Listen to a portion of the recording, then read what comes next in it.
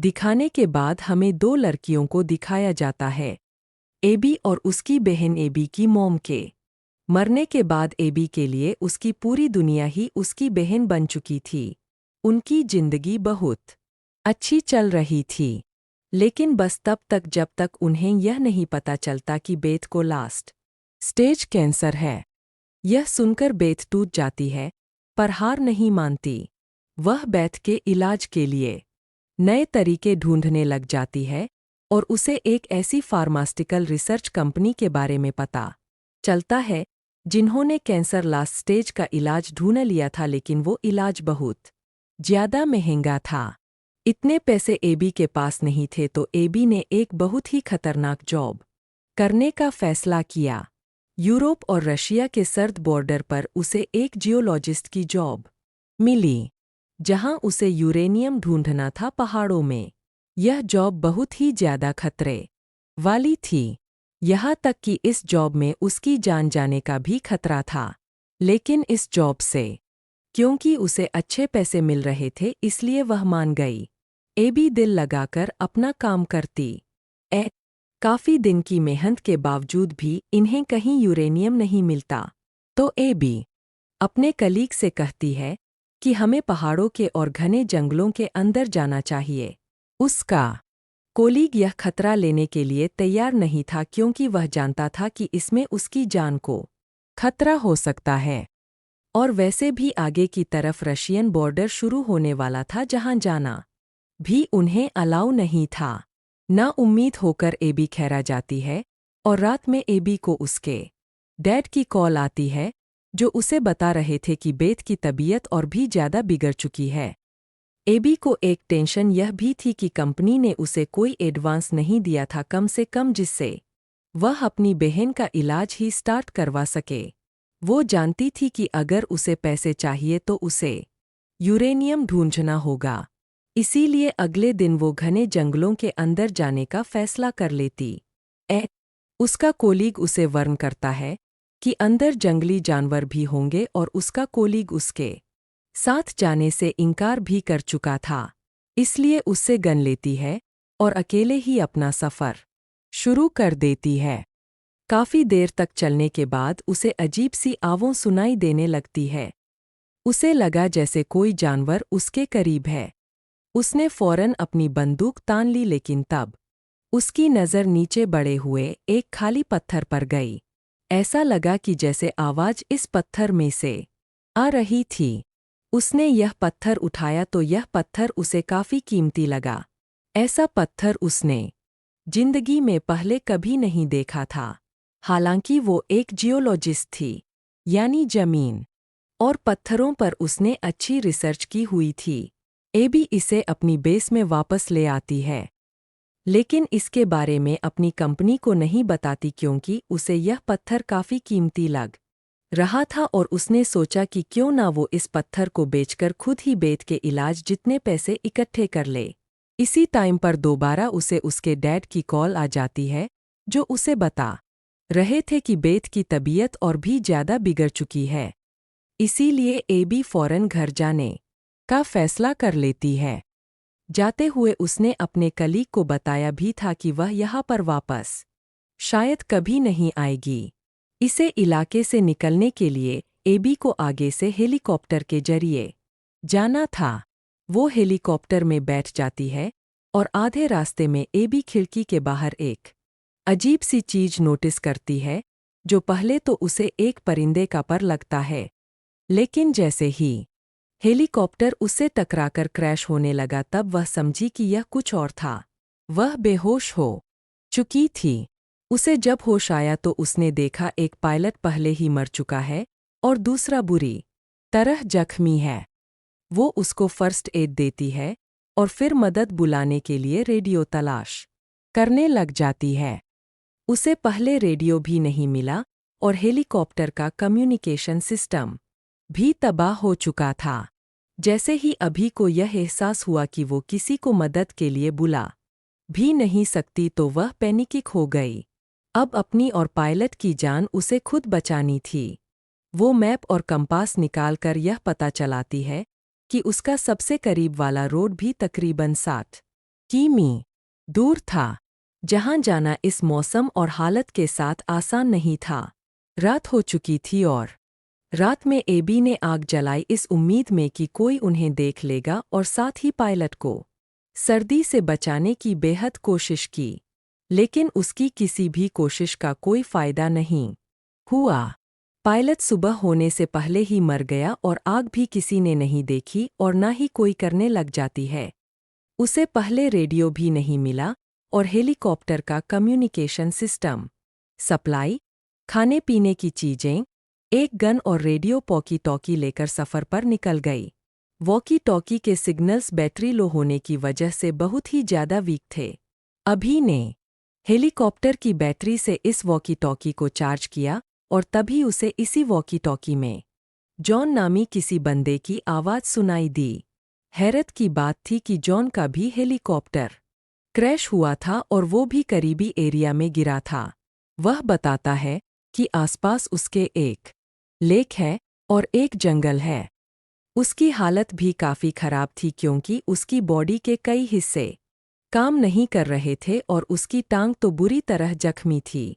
वो बताता है कि उसका भी कम्युनिकेशन सिस्टम डैमेज है, जिसकी वजह से वो रेस्क्यू नहीं बुला सकता। लेकिन अच्छी बात यह थी कि जॉन के पास अच्छी सप्लाई और अच्छा रेडियो था जिसे एबी अपनी बैटरी और महारत से ठीक करके उसके जरिए मदद बुला सकती थी। उसने मैप पर चेक किया। जॉन सिर्फ 30 किमी दूर था, जबकि रोड 60 किमी दूर था। तो एबी ने जॉन के पास जाने का फैसला किया, पर जॉन ने उससे कहा तुम गलत करोगी कि रास्ता बहुत ज़्यादा खतरनाक है और जिस उम्मीद में तुम आ रही हो क्या पता मेरे इक्विपमेंट्स भी काम ना करें। एबी ने अपना फैसला अटर रखा क्योंकि उसके पास ज़्यादा वक्त नहीं था कि वह 60 किमी का रास्ता तय करके पहले रोड पर जाए और फिर वहां जाकर मदद का इंतज़ार करते रहे। उसे अपनी बहन के पास जल्दी पहुंचना था। रास्ते में उनकी बातें चलती रहती है और एबी बताती है कि वह एक जियोलॉजिस्ट है। तो जॉन फौरन उसे कहता है फिर तो तुम यहाँ पर यूरेनियम ढूंढने आई होगी और यह सुनकर एबी शॉक रह जाती है। उसे यह बात कैसे मालूम थी?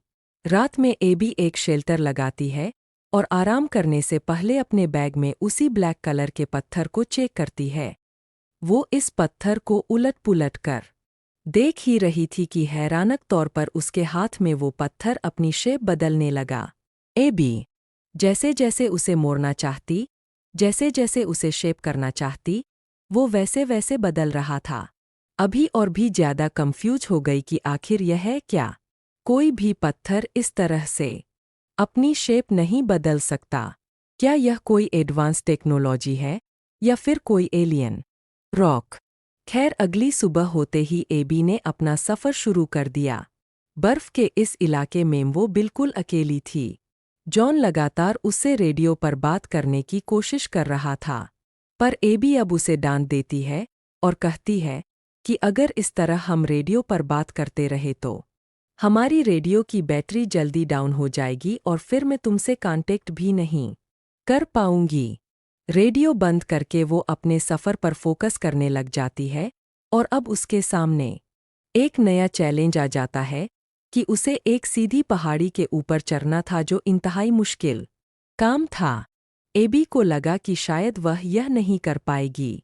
वो इसके बारे में जॉन को बताती है, तो जॉन कहता है ठीक है, अगर तुम जाना चाहती हो तो चली जाओ। याद रखूंगा कि तुमने मेरे लिए कोशिश की थी और प्रे भी करूंगा कि तुम्हारी बहन जल्दी ठीक हो जाए। तभी उदास हो गई नादी से उसने कहा कि वो भी ठीक नहीं हो रही। तब जॉन ने उसे समझाया कि तुम हर किसी को नहीं बचा सकती। अभी यह सुनकर उसे सा आता है और वह जॉन को डांट कर कहती है इस टाइम मुझे किसी नसीहत की नहीं बल्कि मोटिवेशन की ज़रूरत है ताकि मैं आगे बढ़ती रहूं। जॉन कहता है ठीक है, जो तुम्हें ठीक लगता है करो।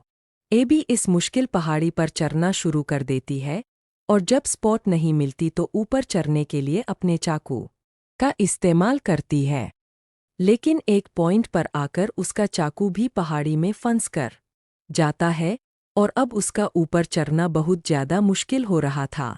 एबी को इस टाइम वो स्टोन याद आता है जिसकी वो शेप चेंज कर पा रही थी। वह उस स्टोन को निकालकर उसे एक चाकू की शेप देते हुए उसके जरिए ऊपर चढ़ने की कोशिश करती है और यह स्टोन उसकी बहुत सारी मुश्किलें आसान कर देता है। उससे अपने आप को ऊपर करवाती है और आखिर पहाड़ की चोटी पर चढ़ जाती है। चोटी पर चढ़कर उसे महसूस हुआ कि नीचे उतरना और भी ज्यादा मुश्किल था। यह एक खाई जैसा था। अगर वह गिर जाती तो मर जाती। उसने उसी स्टोन को अब लंबी रोप की शक्ल दी और उसके जरिए आखिर वह नीचे भी उतर गई। नीचे उतरते ही उससे फौरन जॉन ने कांटेक्ट किया और उसे बताया कि आगे रशियन सरहद है। अगर तुम वहां तक गई तो तुम्हें देखते ही गोली मार दी जाएगी। यह सुनकर एबी डर गई। वो पीछे मुड़ने ही लगी थी कि गलती से उसका पाँव स्लिप हो गया। पाँव के नीचे से पत्थर सरके और वह भी ढलान से नीचे जा गिरी और इस वजह से उसकी टांग भी बुरी तरह जख्मी हो चुकी थी। उसने अपनी टांग पर पट्टी बांधी और अपना सफ़र दोबारा से शुरू कर दिया क्योंकि उसे रुकना नहीं था। वह चलती रही यहाँ तक कि शाम होने लगी और फाइनली उसे एक बस्ती दिख गई। एबी जिसे मदद की बहुत ज़्यादा ज़रूरत थी वो फौरन उस तरफ बढ़ गई। पर दुख की बात की वहाँ पर एक इंसान भी नहीं था। थकी हुई थी तो उसने रात यहीं गुजारने का फैसला किया। भूख उसे लगी थी। खाना तो उसे मिला लेकिन वह खराब हो चुका था। वह अब अपनी जख्मी टांग की पट्टी करती है और अपने आप को एक ताकत का इंजेक्शन लगाती है। सुबह होने पर रेबी की आंख कुछ आवाज़ों से उसे यहाँ करीब एक रशियन सोल्जर दिखा। वो डर चुकी थी क्योंकि वो यूरोप से आई थी और यहाँ पर पकड़ी जा सकती थी। इसीलिए वह फौरन छुप गई। उस सोल्जर को भी शक हो चुका था। इसीलिए वो एबी के पीछे इसी घर में आ घुसा। एबी के पास एक गन भी थी। उसने यह गन तैयार कर ली और जैसे ही सोल्जर उसके सामने आया उसने यह गन उसके ऊपर तान दी। सोल्जर भी उसके ऊपर गन ताने हुए था लेकिन एबी ने पहले ही उसकी टांग पर गोली मार दी। हालांकि एबी का मकसद सोल्जर को नुकसान पहुंचाना था भी नहीं। गोली उससे गलती से चली थी। डरी हुई वो सोल्जर की राइफल भी ले लेती है और उससे उसका बैग मांगती है जिसमें सप्लाई थी। अब हैरान कर देने वाली बात यह थी कि जो ब्लैक कलर का स्टोन उसके पास था वैसा ही एक स्टोन इस सोल्जर के पास भी था। जो स्टोन अपनी शेप बदल सकता था और कई किस्म के काम भी कर सकता था। इस टाइम सोल्जर की वॉकी टॉकी से किसी ने कांटेक्ट किया। जिस भी आदमी ने इस सोल्जर से कांटेक्ट किया